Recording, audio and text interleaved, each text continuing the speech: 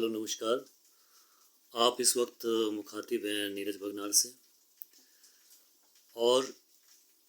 मैं इस वक्त एक बेहद ही संजीदा और बेहद ही गंभीर विषय को लेकर आपके सामने हाजिर हुआ हूँ। और ये विषय और ये समस्या हमारा जो ज़िला सिरमौर की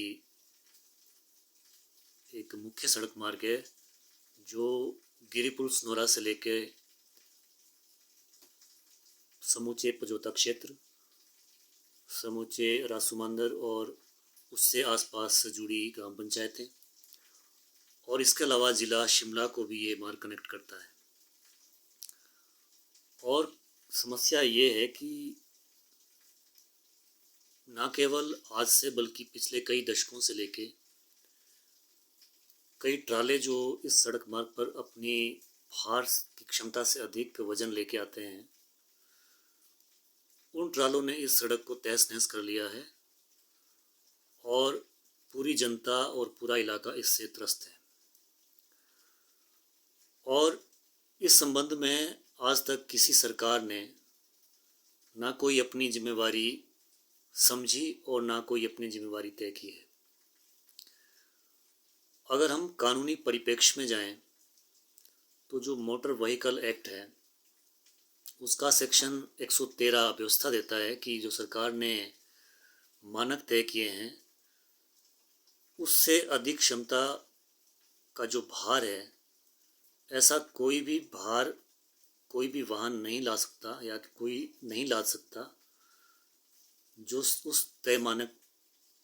के अनुकूल नहीं है। और अगर ऐसा किसी के द्वारा किया जा रहा है, किसी वाहन ड्राइवर के द्वारा या वाहन मालिक के द्वारा, तो उसे क्राइम माना जाएगा। और फिर अगला सेक्शन जो 114 आता है मोटर व्हीकल एक्ट का, उसमें एक व्यवस्था और है कि ऐसा क्राइम जब किसी कंसर्न ऑफिसर की नज़र में आएगा या उसके संज्ञान में आएगा तो वो तुरंत ऑर्डर कर सकता है कि आप इस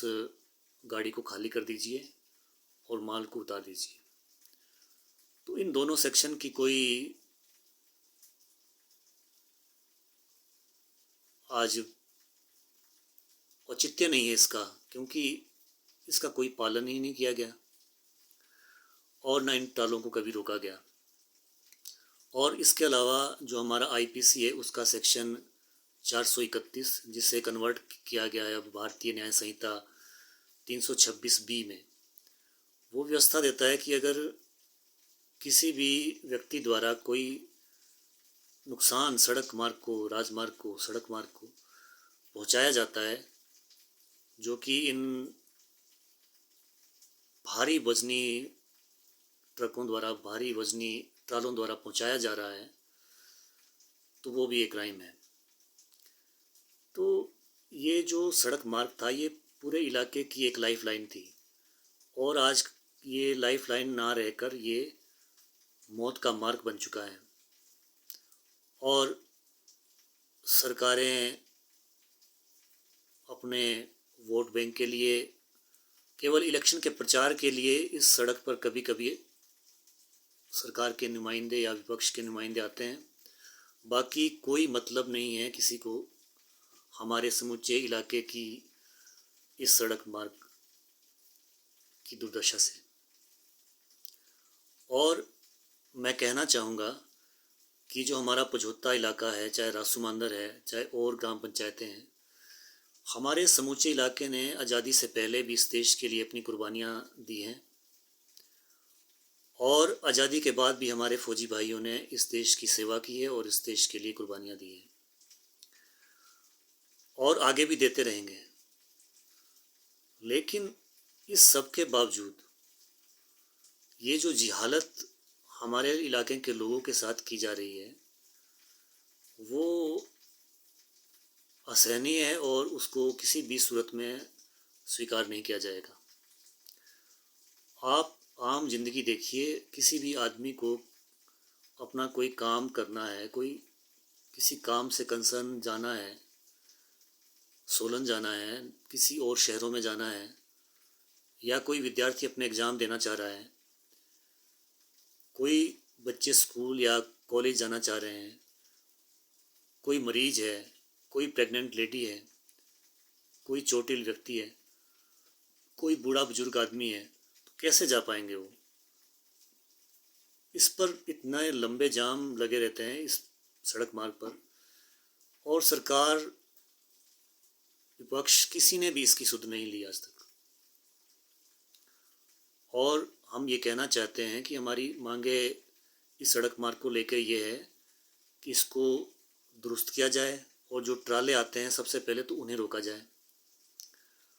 और जो चेकिंग के नाके की व्यवस्था की जाए जगह जगह,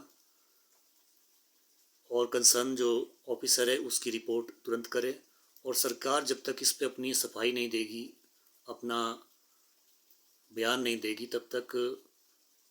हम पीछे नहीं हटेंगे। इस विषय को लेकर हमारे कुछ साथियों ने इलाका मजिस्ट्रेट राजगढ़ माननीय एसडीएम साहब के पास भी अपना पक्ष रखा, मीडिया से भी मुखातिब हुए हैं, और इसके अलावा धरना प्रदर्शन भी हाल ही में दिया है। और इस अपने मुद्दे को लेकर और इस बेहद ही जो बदसलूकी हमारे साथ हुई है, इसको लेकर हम अपना प्रदर्शन आने वाले समय में उग्र करने वाले हैं। अगर हमारी बात को ना समझा गया और इस तरह से हमारी अनदेखी की जाती रही, तो मेरा तमाम इलाके के साथियों से आग्रह है और गुजारिश है कि आप साथ आएं और इस समस्या को गंभीरता से सरकार के समक्ष रखें, विधानसभा के जो हमारे नुमाइंदे हैं उनके समक्ष रखें। धन्यवाद। जय हिंद।